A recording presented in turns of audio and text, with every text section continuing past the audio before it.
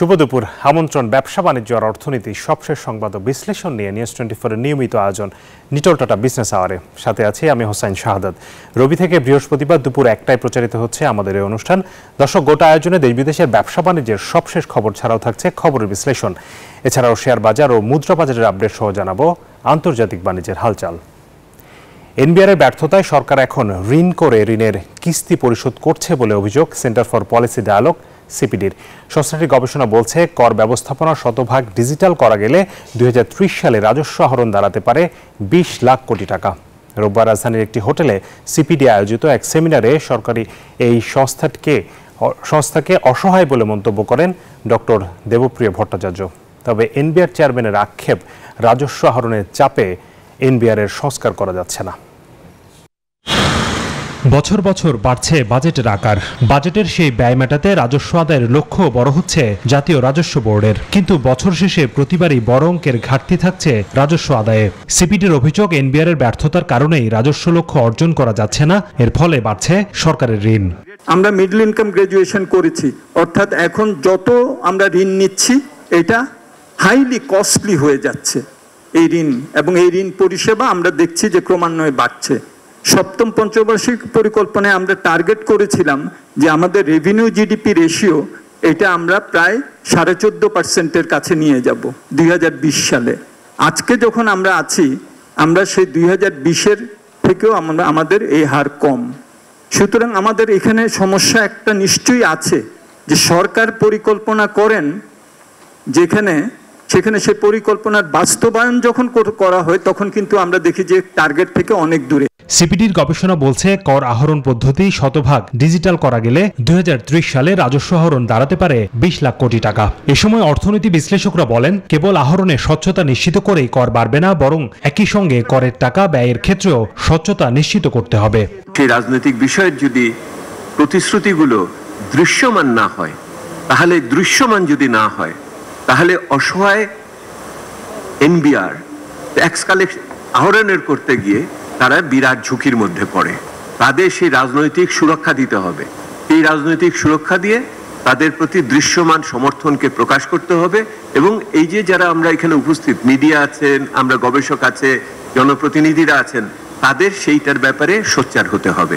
NBR এর অসহায়তার কথা স্বীকার করেন সংস্থাটির চেয়ারম্যানও। তার আক্ষেপ, রাজস্ব আহরণের চাপে এনবিআর এর সংস্কার করা যাচ্ছে না।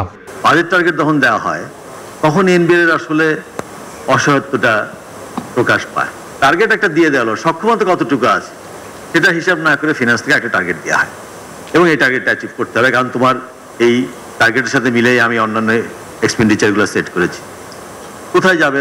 ইনোভেটিভ কোনো চিন্তা, রিফর্মের কোনো চিন্তা, কোনো কিছু করার সুযোগ থাকে না, সুযোগ টার্গেটের পিছনে ছুটতে হয়। তবে অর্থ প্রতিমন্ত্রী বলছেন, রাজস্ব খাতের উন্নয়নে সরকারের সদিচ্ছার কোনো অভাব নেই। পলিটিক্যাল উইল কিন্তু আছে, না থাকলে জাতীয় রাজস্ব বোর্ডের চেয়ারম্যানের সাথে আমি এখানে এতক্ষণ ধরে আপনাদের অনুষ্ঠানে বসে থাকতাম না। হোসাইন শাহাদাত, নিউজ 24, ঢাকা। দর্শক, আজ আমাদের আলোচনার বিষয় নির্ধারণ করেছি রাজস্ব ঘাটতি ও অসহায় এনবিআর।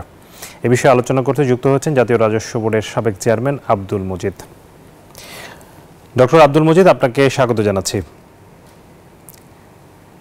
আপনি গতকাল এই অনুষ্ঠানে ছিলেন এবং আপনি নিজেও একজন বক্তা ছিলেন এই অনুষ্ঠানে, এবং আপনি রাজস্ব বোর্ডের দায়িত্ব পালন করেছেন একটা সময়ে।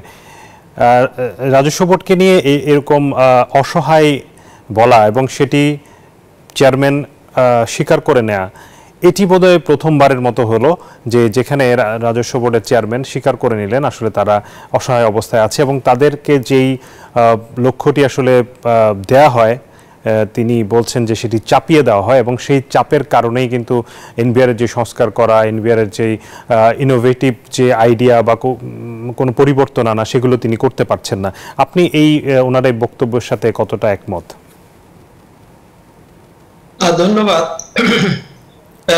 এই রকম ধরনের একটা বিষয়ে সরাসরি একমত বা দ্বিমত পোষণ করার ব্যাপারের দিকে আমি যেতে চাচ্ছি না, কারণ সেটা ঠিক না। কথা হচ্ছে, তিনি যথার্থই বলেছেন, এবং আমরা আজকের না বহুদিন আগের থেকেই বলে আসছি যে এনবিআর কে, বিশেষ করে 2015 সালের পর থেকে এনবিআর এর কাছে আর এনবিআর এর রেভিনিউ টার্গেট ঠিক করার কোনো পদক্ষেপ নাই, পরিস্থিতি নাই। কারণ এনবিআর সারা বছর হিসেব করে দেখবে কোথায় কোথায় তার কর আরোপ করা উচিত, করলে তার আপতন কি হবে এবং কতটা আসবে, সেই অনুযায়ী সে কিন্তু টার্গেটটা বরং সরকারের কাছে বলতো অতীতে সবসময় নিয়ম যে আমি এত পারবো, এই আমার কর্মসূচি, এই আর কি এই অবস্থা। তার নিজের কোনো হোমওয়ার্ক না থেকে সে যদি কেউ যদি তার উপরে টার্গেট চাপিয়ে দেয়, তখন তো তার টার্গেট অনুসরণ করা তার জন্য আসলে কঠিন হয়। এই কথাটা কিন্তু নতুন না, এই কথাটাও অনেক আগের থেকে বলা হচ্ছে। কারণ সরকার তার ব্যয়ের বাজেট বাড়াচ্ছেন, বাড়ানোটাও এটা যুক্তি আছে তাদের পক্ষ থেকে, কিন্তু রেভিনিউ না আসলেই এই ব্যয়ের বাজেট কিভাবে করবেন সেইটার জন্য এনবিআর এর উপর যে দোষারোপ করাটা সমীচীন নয়। এই জন্যই নয় যে এনবিআর আদৌ যে অর্থনীতির থেকে রেভিনিউটা আর্ন করবে, সেই অর্থনীতিকে যদি আপনি যথাযথভাবে না স্বচ্ছতার সাথে মানে নিয়ম মতো না রাখেন, তাহলে তো এনবিআর কিভাবে ওই রেভিনিউ আর্ন করবে? আপনার পুঁজিবাজার একদম ফ্ল্যাট হয়ে পড়ে আছে, ব্যাংকিং খাতে একদম শেষ হয়ে গেছে, তাদের তারল্য সংকট, সেখানে লেনদেন, সেখানে বিনিয়োগ হচ্ছে না, উৎপাদন হচ্ছে না। যেখান থেকে আমি রেভিনিউ পাবো সেই অর্থনীতি তো সুস্থ না। তো অর্থনীতি সুস্থ রাখার দায়িত্ব যার, তার কাছ থেকেই এই বিষয়টা জানার। সেজন্য গতকাল আমিও বলেছিলাম যে জাতীয় সংসদ তারাই কর আরোপ করেন, তারা আইন পাশ করেন বললে এবং তারাই টার্গেট নির্ধারণ করে দেন, সুতরাং তাদেরই উচিত এইটা টার্গেট নির্ধারণে কেন এনবিআর পারলো না সে ব্যাপারে এনবিআর এর কাছে বক্তব্য নেওয়া উচিত। দিলেই তখন তো এটা বোঝা যেত, যে তাকে বলা যেত যে আমার তো এই প্রস্তুতি নাই, আপনার এই খাতের থেকে আমি রেভিনিউ পাচ্ছি না, এখান থেকে আপনি রেভিনিউ পাচ্ছি না, লোকের টাকা অন্যদিকে নিয়ে যাচ্ছে, এনপিএল বাড়তেছে, এনপিএল বাড়তেছে, সেটা আপনি না ঠেকাবেন, সেটা যদি ঠিক না করেন, আবার ওদিকে আপনি যারা কর দেয় না তাদেরকে আরো বরং কিছুদিন পর পর একটা বিশেষ ইমিউনিটি দিয়ে দিচ্ছেন যে তোমার কোনো প্রশ্ন করা হবে না, তোমাকে যেখানে সবাই যেখানে 30% কর দিচ্ছে তাদের বেলায় বলা হচ্ছে 7%, এবার শোনা যাচ্ছে হয়তো 15%। এই কোন অথরিটিতে এইভাবে সুযোগ দিয়ে, মানে করদাতাকে এই সুযোগ দিয়ে, করের এই বড় ছাড় দিয়ে এনবিআর কিভাবে তার রেভিনিউ টার্গেট সে ফিল আপ করবে? সুতরাং প্রশ্নটা ওখানেই যে এনবিআর এর অসহায়ত্ব কথাটা ওই অর্থে যে তাকে এমন জায়গার থেকে এমন পদ্ধতির মাধ্যমে তাকে রেভিনিউ আর্ন করতে বলা হচ্ছে যে তাকে ওই মনে হবে যে ওই যে গড়া কেটে দিয়ে গাছের উপরে পানি ঢালার মতন একটা পরিস্থিতি সৃষ্টি করে, সেটা হবে না। You must correct your economy, এবং দেন এনবিআর যদি না নিতে পারে সেই জন্য আপনি তাকে জবাবদিহি করতে পারবেন।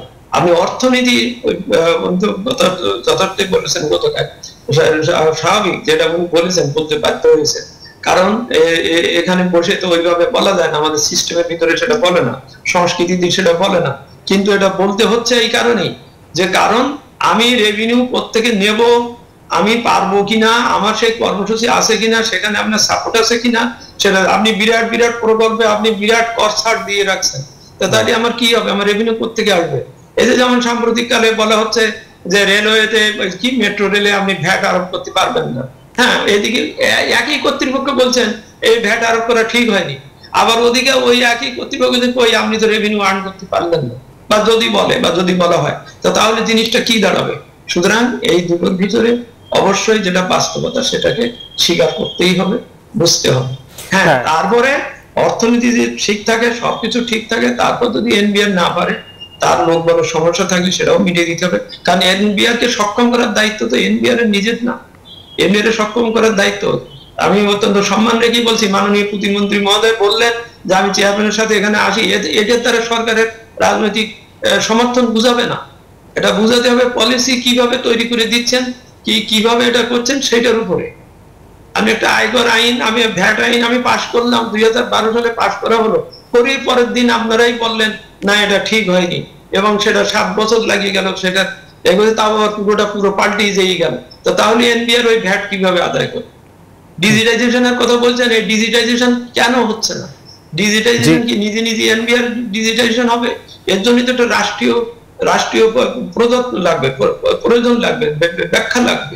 আমাদের আইবিএস সিস্টেমে ঠিকই তো অর্থ বিভাগ, পেনশন সবকিছু এখন কত সুন্দর অনলাইন করতে পেরেছে, তারা যদি পেরে থাকে তাহলে এনবিআর কেন পাচ্ছে না? এই প্রশ্ন তো এনবিআর কে করতে হবে। এনবিআর কে প্রশ্ন করলে এনবিআর তখন বলতে পারবে আপনি আমার বাজেট দেন নাই, আপনি আমার টাকা দেন নাই, আমার লোক বল নাই, আমার এগুলো তো সে বলবার সুযোগ পাবে। জি ডক্টর মজিদ, আমরা আপনি তাকে তো জবাবদিহির ভিতরে আনবেন। এই যে আপনি এনবিআর যে ভবনটা দেখছেন, কত বছর লেগেছে এটা করতে, অথচ শহরে প্রায় বহু বড় বড় দ্বিতল ভবন, বহু ভবন হয়ে গেছে, সেগুলো কত তাড়াতাড়ি হয়েছে, এইটার বেলায় কেন হয়নি? হ্যাঁ, এগুলো তো অনেকগুলো বিষয়। জি, আমরা এনবিআর এর সক্ষমতার জায়গায় আসবো। আপনি যেটি বলছিলেন যে মেট্রো রেলে ভ্যাট বসানোর কথা এবং সেটি অনেকে সমর্থন করছেন না, সেটি তো একদিক থেকে আছে। আপনি যেগুলো বলছিলেন সবই ইনডাইরেক্ট ট্যাক্সের কথা বলছেন, কিন্তু সেটি তো মানুষের উপর একটি বাড়তি চাপ তৈরি করছে। মূল্যস্ফীতি, এমনিতেই মানুষ কষ্টে আছে। কিন্তু যেটি আসলে এনবিআর এর করার কথা বা করা উচিত, যে আয়কর বা ডিরেক্ট ট্যাক্স যেটা, সেই জায়গাটাতে কিন্তু এনবিআর এর ব্যর্থতাতে নিশ্চয়ই আপনাকে বলতে হবে। সেই জায়গায় নিশ্চয়ই এনবিআর তার দক্ষতা প্রমাণ দিতে পারছে না, এবং সেই জায়গাটাতে কিন্তু প্রশ্নটা আসছে যে এনবিআর এর যেখানে আসলে যাওয়ার কথা, অনেক বেশি মানুষকে এই করের আওতায় আনার বিষয়, সেখানে কিন্তু এনবিআর পারছে না, এবং সেটি নিয়ে কিন্তু আলোচনা বেশি হচ্ছে। সেই জায়গাটাতে বলা হচ্ছে ডিজিটালাইজেশন করা, এবং ডিজিটালাইজেশন করার ক্ষেত্রে বলা হচ্ছে এনবিআর এর অভ্যন্তরীণ অনেকেই চান না যে এটি ডিজিটালাইজ হোক, এবং সেটি হলে তাদের একটি অসুবিধার জায়গা তৈরি হবে। সেখানে হাত দেওয়া দরকার কিনা, আপনার কাছে কি মনে হয়? না, এখানেও কথাটা খুব স্পষ্ট হওয়া দরকার। হ্যাঁ, যে আপনি পলিসি করে যাতে লোকে কর না দেয়, বা কর না দিলেও থাকা যায়, বিদেশে যাওয়া যায়, সম্মানের সাথে বাঁচা যায়, এই যখন আপনি পরিস্থিতি তৈরি করবেন, তখন সাধারণ করদাতারা, যারা সৎ করদাতা, যারা নিয়মিত কর দেন, তারা কি মেসেজ পাবে? আমি এটা ঠিক, অবশ্যই এনবিআর এর যেখান থেকে নেওয়ার কথা, যেটা নেওয়ার সাথে স্বচ্ছতার সাথে ভালো ব্যবহার করে সিস্টেম করে করা, এই ব্যাপারে অবশ্যই এনবিআর জবাবদিহি করতে বাধ্য, এবং এটা করা উচিত, করা হবে, স্পেসিফিক কেস টু কেসে সেটা হবে। কিন্তু আপনি এনভায়রনমেন্ট তৈরি করে রাখছেন এমন ভাবে যে কর না দিলেই ভালো, কর না দিলেই আপনি পরে একটা ইমিউনিটি পাবেন। আপনি কোনো এক সময় থেকে আপনি আজ 14 বছর ধরে ইমিউনিটি দিয়ে রাখছেন কোন একটা ক্রয়ের ক্ষেত্রে। এই ইমিউনিটিটা কেন, কি জন্য দিচ্ছেন? এই ইমিউনিটির কারণে তো ওইখান থেকে কিছু পাওয়া যাচ্ছে না। তা আপনার আগে পলিসিকে ঠিক করে তারপরে এনবিআর অবশ্যই আমি আবার বলছি এনবিআর এর, হ্যাঁ, এই যে সংস্কারের কথাটা যেটা বললেন, যে কোনো সংস্কারে এটা তো সবারই বুঝতে হবে যে সংস্কারের দুইটা পক্ষ থাকে, এক পক্ষ ওটা এনফোর্স করে আর এক পক্ষ ওটা গ্রহণ করে। এই দুই পক্ষের তো যে কোনো সংস্কারের ব্যাপারে উপনিবেশিক একটা সিস্টেমের মধ্যে এটা অনিচ্ছা থাকতেই পারে, এটা তো বুঝতে হবে। এই জন্যই একটা তৃতীয় পক্ষ অর্থাৎ রাষ্ট্র করবে, সরকারি অফিসকে, এনবিআর কে সরকারি অফিস মনে করে সরকারি ক্রয় বিধির আলোকে সরকারি জিনিসকে যদি তার বাস্তবায়ন করতে বলা হয়, তো তখন তো এই জাতীয় বিষয়গুলো এসে যাবে। এখানে করতে হবে উপর থেকে, আপনাকে আলাদাভাবে রাষ্ট্রকে, যার জন্য আমি গতকাল বলেছি যে জাতীয় সংসদকে এখানে ভূমিকায় আসতে হবে। জাতীয় সংসদের কমিটি এনবিআর কে দেখবে যে সে এটা করতে পারছে কিনা, কেন করতে পারছে না, কেন হচ্ছে না। এরকম যদি একটা পুশ সেক্টর মানে জবাবদিহিতার একটা পয়েন্টে না আনা যায়, তাহলে তো এই জিনিসটা ঠিক হবে না। হ্যাঁ, কেন এনবিআর ইএফটি মেশিন বিক্রি করবার পথে চলে গেল, কেন এতদিন ধরে পারলো না, এগুলো তো জবাবদিহি চাওয়ার দায়িত্ব তো যারা, কারণ আমি আবার বলছি এনবিআর কিন্তু তার রাষ্ট্রীয় প্রতিষ্ঠান, তাকে রাষ্ট্রীয়ভাবে চলতে দিতে হবে। তাকে ওই সরকারি হিসেবে মনে করে রেখে সরকারিভাবে তার কাজ করতে গেলে সে তো হচ্ছে না। এটা অনেক সাংবিধানিক সংস্থা বা অনেক কমিশনও আমরা বলতে হচ্ছে যে তারা তো স্বাধীনভাবে তার কাজ করতে দিতে হবে, তার কাজ করতে দিতে হবে। সেইভাবে একজন করদাতাকে উনি করের আওতায় আনার জন্য পলিসি নেবেন, এবং করদাতা তো তার পলিসি দেওয়ার সময় তো ওইভাবেই পলিসি দিচ্ছেন, এটা হবে না। এটা পলিসিটা দিতে হবে রাষ্ট্রকে, রাষ্ট্র সেটা দেখভাল করবে, এবং সেটা করার জন্য এনবিআর তার কাছে দায়বদ্ধ থাকতে হবে। কারণ নইলে এখানে খুব বাস্তবতায় বিষয়টা কিন্তু এইভাবে আসে না। যেমন সরকারি ডিপার্টমেন্টই সবচেয়ে বড় কর খেলাপি, সরকারি ডিপার্টমেন্টই সবচেয়ে বড় ঋণ খেলাপি, বাইরে সেগুলো এনবিআর বলতে পারছে না, বা বলা হচ্ছে না, বা বলা শোনা হচ্ছে না, বা হয় না। তাহলে তো এনবিআর একা নিজে জি, তার মানে এখানে আসলে এনবিআর কে স্বাধীনতা দিতে হবে কাজ করার, এবং এনবিআর এর যেই করের এনবিআর এর যে বাজেট মানে তাদের যে এনবিআর এর কর আহরণের যে খরচ ব্যয় সেটি আসলে দক্ষিণ এশিয়ার মধ্যে সবচেয়ে সর্বনিম্ন পর্যায়ে আমরা আছি এবং সেখানে বিনিয়োগের কথা বলা হচ্ছে। সেখানে আসলে কোন কোন জায়গায় বিনিয়োগের সুযোগ আছে আপনি যেটি মনে করেন যেটি সরাসরি আসলে কর আহরণে বা এনবিআর এর দক্ষতা বাড়াতে সরাসরি কাজে আসবে? খুব সুন্দর পয়েন্ট বা প্রশ্ন। সেটা হচ্ছে, বিষয়টা হচ্ছে প্রথম হচ্ছে প্রশিক্ষণ, দক্ষ জনবল নিয়োগ, যথাসময়ে নিয়োগ, তাকে দিয়ে যেন আমি যথাসময়ে কাজটা করাতে পারি।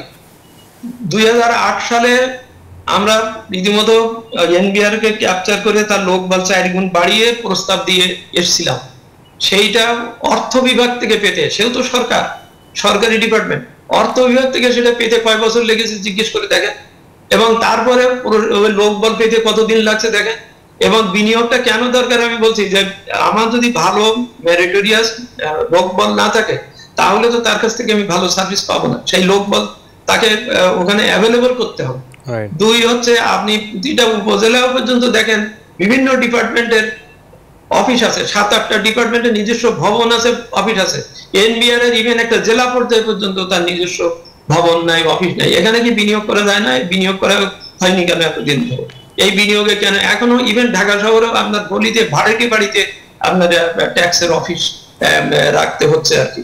এসব জায়গায় তো বিনিয়োগ করতে হবে। এনবিআর কে তো সে যেটা আয় করছে সেই আয়ের তার সক্ষমতা বাড়াবার জন্য তাকে তো দিতে হবে।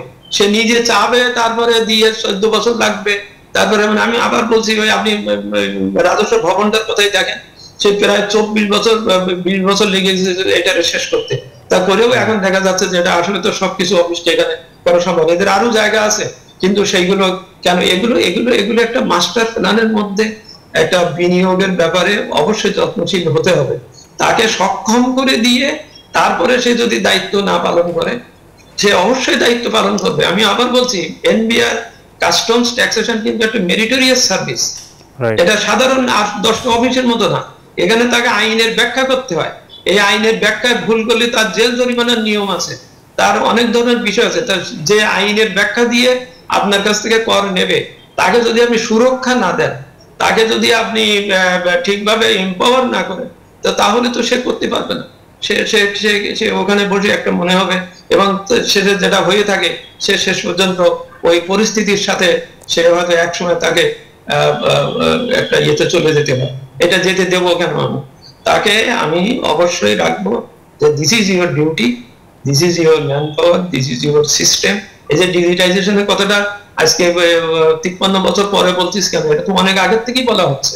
90 সাল থেকে এই পর্যন্ত প্রায় 25টা প্রকল্প নেওয়া হয়েছে। একটা প্রকল্পেরও কোনো ফলো আপ নাই, মনিটরিং নাই, কন্টিনিউটি নাই, কনসিস্টেন্সি নাই। কেন নাই?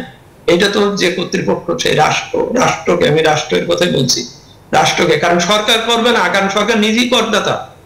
জি, তার মানে ডক্টর মজিদ, আমরা নিজেই করদাতা এবং সে কর খেলাপি। জি, আমরা শেষ করব ডক্টর। এটাকে জবাবদিহির পথে নিয়ে যাবে না, এটাকে নিতে হবে আপনার রাষ্ট্রকে। তার মানে এখানে আসলে একটি সরকারের যে সদিচ্ছার অভাব যেটি বলা হচ্ছে, সরকারের রাজনৈতিক সদিচ্ছাটা আসলে খুব বেশি গুরুত্বপূর্ণ। আপনার কথায়ও সেটি উঠে এসেছে। জনাব ডক্টর মজিদ, আপনাকে অসংখ্য ধন্যবাদ আমাদেরকে সময় দেওয়ার জন্য।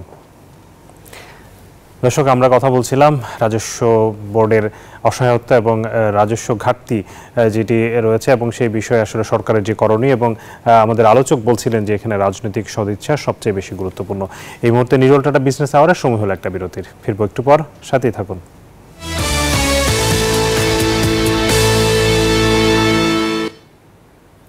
আবারও স্বাগত জানাচ্ছি নিটল টাটা বিজনেস আওয়ারে। এবারে শেয়ার বাজারের খবর।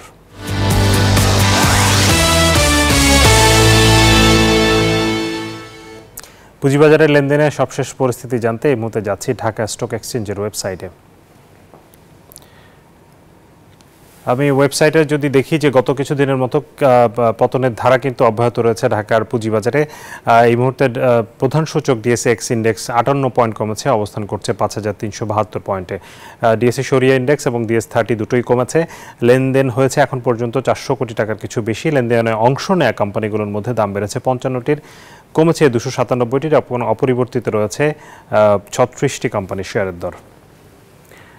দর্শক, পুঁজিবাজারের পর জানাবো মুদ্রা, স্বর্ণ, রূপার বাজারের আপডেট ও দরদাম। শুরুতেই মুদ্রা বাজার পরিস্থিতি।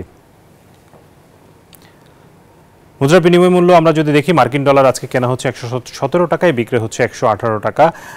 ইউরো 125 টাকায় কিনে 131 টাকায় বিক্রি করা হচ্ছে। পাউন্ডের কেনার দর 143 টাকা, বিক্রয় 147।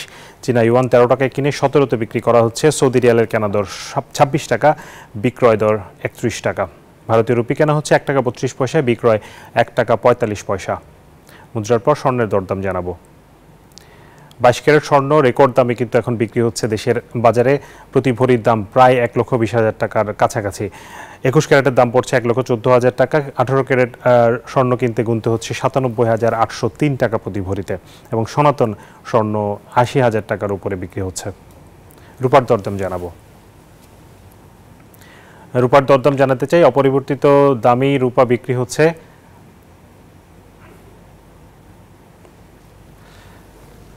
দর্শক, আমরা নিটোটাটা বিজনেস আওয়ারে আবারও সময় হলো একটা বিরতির, ফিরবো একটু পর, সাথেই থাকুন।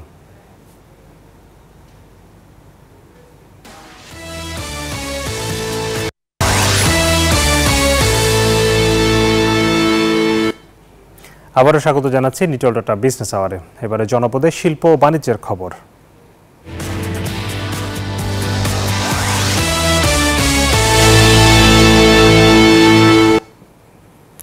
আম, লিচু সহ নানান অপরিপক্ক ফলে বাজার ছুঁয়ে গেছে। প্রশাসনের পক্ষ থেকে সংগ্রহ করার নির্দিষ্ট সময় নির্ধারণ করা হলেও তার আগেই বাজারে চলে আসছে এসব ফল। ব্যবহার করা হচ্ছে ক্ষতিকর রাসায়নিক। পুষ্টিহীন এসব ফল জনস্বাস্থ্যের জন্য ক্ষতিকর বলছেন বিশ্লেষকরা। অন্যদিকে প্রশাসনের পক্ষ থেকে এসবের বিরুদ্ধে অভিযান চালানোর কথা বলা হচ্ছে। রাজশাহীর মতিউর মুর্তজা ও পাবনার আহমেদ রানার সহায়তায় জাহিদুজ্জামানের প্রতিবেদন। আম, লিচু সহ মৌসুমি ফলে ছেয়ে গেছে দেশের বাজার, কিন্তু ভোক্তারা বলছেন বাজারে ওঠা বেশিরভাগ ফলই অপরিপক্ক। একদিকে রাসায়নিক দিয়ে পাকানো হচ্ছে সব ফল, অন্যদিকে সংরক্ষণের জন্য ব্যবহার হচ্ছে ক্ষতিকর রাসায়নিক। মনের শঙ্কা থাকলেও মৌসুমি ফল কিনতে বাধ্য হচ্ছেন ক্রেতারা। দাম নিয়েও তাদের রয়েছে অসন্তুষ্টি। আর গাছে থাকতেই কেমিক্যাল দিয়ে পাকানো হচ্ছে। লিচু কিনে লাল দেখে কিন্তু হচ্ছে ভিতরে টক, পাকে নাই, ওইগুলি বিক্রি করতেছে। আমাদের এই লিচু খেলে সুস্থ মানুষ অসুস্থ হয়ে যাবে। দাম বেশি পাওয়ার কারণে উঠায় ফেলছে তাড়াতাড়ি, এজন্য আর কি টক হচ্ছে। এদিকে বিক্রেতারা বলছেন এসব ফলে ক্ষতিকর কিছু নেই। সাতক্ষীরা থেকে এখানে আড়তে আসছে, আমরা নিয়ে আসছে, কোনো ফরমালিন নাই। এটা আপনার সরকার থেকে অনুমোদিত। বৈশাখ মাসের শেষে শুরু হয়ে যায়, গাছে পাকা শুরু হয়ে যায়। জ্যৈষ্ঠ মাসের থেকে বোম্বাই লিচু বেচা শুরু হয়। লিচু কোনো ফরমাল দেয় না, লিচু কালে আছে ট্রিটমেন্ট করে, যাতে পোকা লাগে না সেটা ট্রিটমেন্ট করে। তবে বিশেষজ্ঞরা বলছেন লাভের আশায় পরিপক্ক হওয়ার আগেই ফল সংগ্রহ করে পাকানো হয়, যা জনস্বাস্থ্যের জন্য ক্ষতিকর। এই পরিস্থিতি এড়াতে ফল সংগ্রহে সময় বেঁধে দিয়েছে প্রশাসন। তারপরও যারা অনিয়ম করছে তাদের বিরুদ্ধে ব্যবস্থা নেওয়ার কথা বলছেন এই কর্মকর্তা। কোনো চাষিরা যেন এই অপরিপক্ক ফল বাজারজাত না করে বা কোনো ব্যবসায়ীরা যেন তাদের দোকানে সংগ্রহ না করে, সে বিষয়ে আমাদের কৃষি বিভাগ এবং জেলা প্রশাসন যৌথভাবে অভিযান পরিচালনা করছে।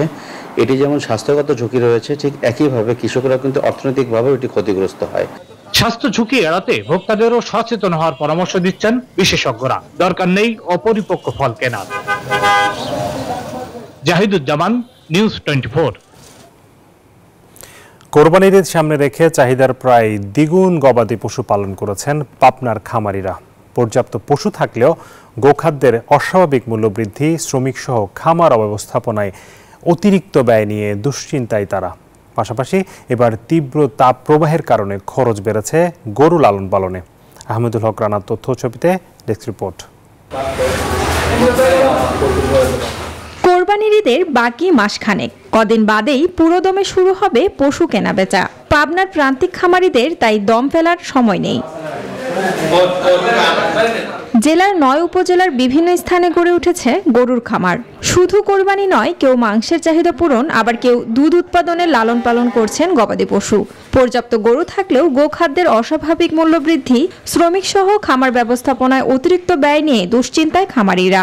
খাবারের দাম অনেক বৃদ্ধির কারণে আমরা গরুতে লাভবান হচ্ছি না ঠিক মতো। তবে সম্প্রতি তীব্র তাপপ্রবাহের কারণে নানা সমস্যায় পড়তে হয়েছে খামারিদের। আমার আশেপাশে অনেক মানুষের গরুই গরমে দেখছি, কয়েকটা আমার এক বন্ধুরও 2টা গরু গরমের কারণে মারা গেছে। গরুকে আমরা ইলেকট্রোলাইট, ভিটামিন সি এবং গরুর ঘর ঠান্ডা রাখার জন্য আমরা বলছি নিয়মিত যারা যেন ঘরটাকে ফগে পানি স্প্রে করা হয়। প্রাণী সম্পদ অধিদপ্তর বলছে এবছর জেলার চাহিদা পূরণ করে উদ্বৃত্ত গবাদি পশু ঢাকা সহ অন্যান্য জেলায়ও পাঠানো সম্ভব হবে। তাপজনিত ধকল কারণে বিভিন্ন পরামর্শ যাতে ঠান্ডা জায়গায়, গাছের ছায়াযুক্ত জায়গায়, এবং আমরা বলছি যে 10 টাকা থেকে 3টা পর্যন্ত শুধু স্যালাইনযুক্ত পানি। তথ্যমতে জেলার 9 উপজেলায় প্রায় 26,000 খামারে 6 লাখেরও বেশি গবাদি পশু লালন পালন করেছেন খামারিরা। Desk report, news 24। 170 বছরের ইতিহাস ভেঙে রেকর্ড করেছে দেশের চা উৎপাদন। 2023 সালে 1,12,000 মেট্রিক টন চা উৎপাদিত হয়েছে দেশে, যা চাহিদার চেয়ে 11,000 মেট্রিক টন বেশি। যদিও বাগান মালিকদের দাবি চায়ের উৎপাদন খরচ বাড়লেও দাম বাড়েনি, বদলায়নি শ্রমিকের জীবনমানও। শেখ সিরাজুল ইসলাম সিরাজের তথ্য ছবিতে ডেস্ক রিপোর্ট। 2023 সালে দেশের 168টি চা বাগান থেকে উৎপাদনের লক্ষ্যমাত্রা ছিল 10 কোটি 20 লাখ কেজি, আর চাহিদা ছিল 9 কোটি 20 থেকে 30 লাখ কেজি। এবার লক্ষ্যমাত্রা ও চাহিদার 9 লাখ কেজির বেশি ছাড়িয়ে উৎপাদন হয়েছে 10 কোটি 29 লাখ, যা 170 বছরের ইতিহাসে নতুন রেকর্ড। লক্ষ্যমাত্রার চেয়ে বেশি চা উৎপাদনে মুখে হাসি ফুটেছে বাগান মালিকদের, কিন্তু উৎপাদন খরচ বাড়লেও দাম না বাড়ায় কাটছে না চিন্তার রেশ। লোকসান এড়াতে বাজারে নিম্নমানের চা বিক্রি বন্ধের দাবি তাদের। যে পরিমাণ চা উঠেছিল ঠিক এই পরিমাণ চা বিক্রি না, মাসিক বেতন, ইলেকট্রিক বিল, গ্যাস বিল, এটা অলমোস্ট দ্বিগুণ হয়েছে। উৎপাদন বাড়লেও জীবনমান বদলায়নি চা বাগান শ্রমিকদের। চায়ের দাম বাড়ানোর পাশাপাশি মজুরি বৃদ্ধির দাবি জানিয়েছে চা বাগান শ্রমিক নেতারা। আমাদের যে পাওনা থাকে তা আমাদেরকে দিতে হবে, আমরা তো পাই না। বিনা আন্দোলনে দাবি কখনো আদায় হয় নাই। আমরা এত কষ্ট করি ধূপে, জলে, বৃষ্টিতে, কিন্তু আমাদের জন্য কিছুই নাই। কোম্পানিরা সবসময় বলে আমাদেরকে আমরা সবকিছু পাই, কিন্তু শ্রমিক কলোনি পরিদর্শন করলে বোঝা যাবে যে শ্রমিকরা কত কষ্টে আছে। বাসস্থান এবং ভূমি, এই 2-4টা মৌলিক অধিকার যেগুলো রয়েছে, তাহলে আমরা মানুষের মতো বাঁচতে পারব। সঠিক পরিকল্পনা, সরকারি বেসরকারি পৃষ্ঠপোষকতা এবং বাগান মালিক শ্রমিকদের প্রচেষ্টায় এমন সাফল্যের কথা জানিয়েছেন গবেষকরা। চা শিল্পের সাথে সংশ্লিষ্ট যারা আছেন, বিশেষ করে ক্ষুদ্র চা চাষী, সকলের আন্তরিক প্রচেষ্টার কারণে এই লক্ষ্যমাত্রা অর্জন করা সম্ভব হয়েছে। লো কোয়ালিটির চা বাজারে আসার ফলে আমরা ভালো চা গুলা পর্যাপ্ত দাম পাচ্ছে না। চা আবাদের লক্ষ্যমাত্রা ছিল 102 মিলিয়ন কেজি, আমরা লক্ষ্যমাত্রা অর্জন করতে পারছি। সবশেষ 2021 সালে চা উৎপাদন হয়েছিল 9 কোটি 65 লাখ 6 হাজার কেজি। Desk report, news 24। এদিকে ফরিদপুরের মধুখালী থেকে কামারখালী হয়ে মাগুরা পর্যন্ত রেলপথের নির্মাণ কাজ চলছে। সংশ্লিষ্টরা বলছেন এরই মধ্যে 50% কাজ শেষ হয়েছে, তবে মাগুরা অংশে ভূমি অধিগ্রহণ জটিলতায় কাজ কিছুটা ধীর গতিতে। জেলা প্রশাসন বলছে ক্ষতিগ্রস্তদের মধ্যে চেক বিতরণ শুরু হয়েছে, আর রেলমন্ত্রী জানালেন সংকট কেটে যাবে শীঘ্রই। মাগুরা থেকে রাশেদ খানের পাঠানো তথ্য ছবিতে ডেস্ক রিপোর্ট। দক্ষিণের স্বপ্নের প্রকল্প মধুখালী মাগুরা রেলপথ প্রকল্প। তবে হতাশার কথা, 7 বছর ধরে চলা এই প্রকল্পে এখনও রেল লাইন বসানোর কাজ শুরু করা যায়নি। প্রকল্প সংশ্লিষ্টরা বলছেন মধুখালী অংশে পুরনো রেল লাইন সংস্কারের কাজ চলছে। ওই অংশে বেশ কিছু বক্স কালভার্ট নির্মাণের কাজ শেষ হয়েছে, তবে ভূমি অধিগ্রহণ জটিলতায় কাজ চলছে ধীর গতিতে। এ কারণে মাগুরাবাসী এখনও অধীর আগ্রহে প্রতীক্ষার প্রহর গুনছেন। রেল লাইনে জায়গা বাড়ি দিয়ে টাকার খুব সমস্যা বাড়ি দিয়ে, এখন তারা কনে যাবি। আমরা 9-10 শতকের জমির টাকা পাইছি, আর অন্যান্য জমির আর টাকা পাচ্ছি না। তো ওই টাকাটা পাইলে আমরা যে কোনো জায়গায় দ্রুত বাড়ি করে এই করতে পারতাম। যদিও ঠিকাদারি প্রতিষ্ঠানের দাবি আগামী বছরের প্রথম দিকেই এই রুটে রেল চলাচল শুরু হবে।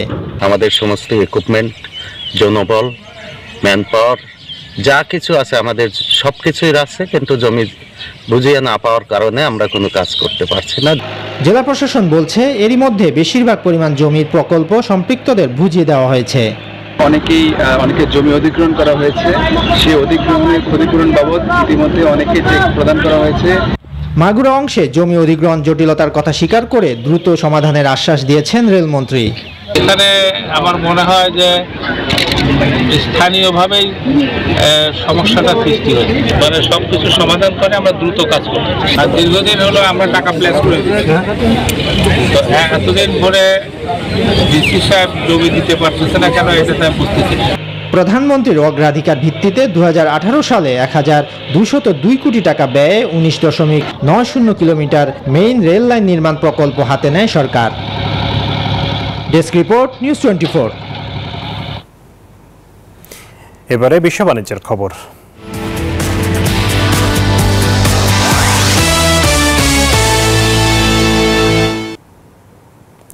ভারতের লোকসভা নির্বাচনে পঞ্চম ধাপে অংশ নেয়া 695 প্রার্থীর মধ্যে 227 জনই কোটিপতি, যা মোট প্রার্থীর 33%। তবে নির্বাচনে অংশ নেয়াদের মধ্যে আছেন বেশ কয়েকজন দরিদ্র প্রার্থীও। বিস্তারিত ডেস্ক রিপোর্টে। 8টি রাজ্য ও কেন্দ্রশাসিত অঞ্চলের 49টি আসনের ভারতের লোকসভা ভোটে ভাগ্য নির্ধারণ হবে 695 প্রার্থী, যাদের অনেকেই যেমন রয়েছেন ধনকুবের, আবার অনেকেই চাল চুলোহীন দরিদ্র প্রার্থী। এই ধাপে সবচেয়ে বেশি ধনী প্রার্থী বিজেপিতে। দলের 40 জনের মধ্যে 36 জনই কোটিপতি এবং শিবসেনার 8 জনের মধ্যে কোটিপতি 7 জন। তৃণমূল কংগ্রেসের 7 জনের 6 জন, কংগ্রেসের 18 জনের মধ্যে 15 জনই কোটিপতি প্রার্থী। এসবের তথ্য উঠে এসেছে দেশটির ভোট নজরদারি সংস্থা অ্যাসোসিয়েশন ফর ডেমোক্রেটিক রিফর্মস এবং ন্যাশনাল ইলেকশন ওয়াচের যৌথ জরিপে। প্রথম 3 কোটিপতির মধ্যে শীর্ষে বিজেপি প্রার্থী অনুরাগ শর্মা, যার মোট সম্পত্তি 212 কোটি রুপি। দ্বিতীয় স্থানে স্বতন্ত্র প্রার্থী নীলেশ ভগবান সাম্বার, তার মোট সম্পত্তির পরিমাণ 116 কোটি রুপি। তৃতীয় স্থানে কেন্দ্রীয় মন্ত্রী এবং বিজেপি নেতা পীযূষ গোয়াল, যার সম্পদের পরিমাণ 110 কোটি রুপি। অন্যদিকে কংগ্রেসের কৃষ্ণনন্দ ত্রিপাঠীর সম্পত্তি 70 কোটি রুপি। মহারাষ্ট্রের মুম্বাই উত্তর পশ্চিম আসনের শিবসেনা উদ্ভব বালাসাহেব ঠাকরে প্রার্থী রবীন্দ্র দত্তরাম ওয়াকারের সম্পত্তি রয়েছে 54 কোটি রুপি। কোটিপতির পাশাপাশি দরিদ্র প্রার্থীও আছেন ভোটের লড়াইয়ে, যাদের 10 জনের মধ্যে বাংলায় রয়েছে 3 জন। হুগলির নির্দল পার্টি সুরজিৎ হেমব্রমের সম্পত্তি মাত্র 5,427 টাকা। বারাকপুরের নির্দল পার্টি রোহিত কুমার পাঠকের সম্পত্তি 15,041 টাকা। মাত্র 67 টাকা নিয়ে এই ধাপে সবচেয়ে দরিদ্র প্রার্থী জম্মু কাশ্মীরের বারমুল্লা আসনের নির্দল প্রার্থী মোহাম্মদ সুলতান গনাই। পঞ্চম ধাপে মোট 543টি লোকসভা আসনের মধ্যে 428টি আসনে ভোট গ্রহণ শেষ হবে। চন্দ্রানী চন্দ্রা, নিউজ 24।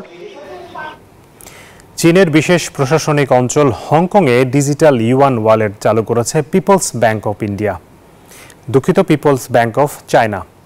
মূল ভূখণ্ডের বাইরে চীনা মুদ্রায় ওয়ালেট চালুর ঘটনা এবারই প্রথম। নিক্কেই এশিয়ার প্রতিবেদনে বলা হয়, পরিষেবার আওতায় নিজেদের মোবাইল নম্বর ব্যবহার করে চীনের রাষ্ট্রায়ত্ত 4টি ব্যাংকে ডিজিটাল ওয়ালেট খুলতে পারবেন হংকংয়ের বাসিন্দারা। বৈধ মোবাইল নম্বর থাকলেও অঞ্চলটিতে বসবাসকারী বিদেশিরাও ওয়ালেট ব্যবহারের সুবিধা পাবেন। ওয়ালেটে ব্যক্তি পর্যায়ে লেনদেনের সীমা 10,000 ইউয়ান পর্যন্ত রাখা হয়েছে, যেখানে একদিনে সর্বোচ্চ 2,000 ইউয়ান ও বছরে 50,000 ইউয়ান পর্যন্ত লেনদেন করা সম্ভব হবে।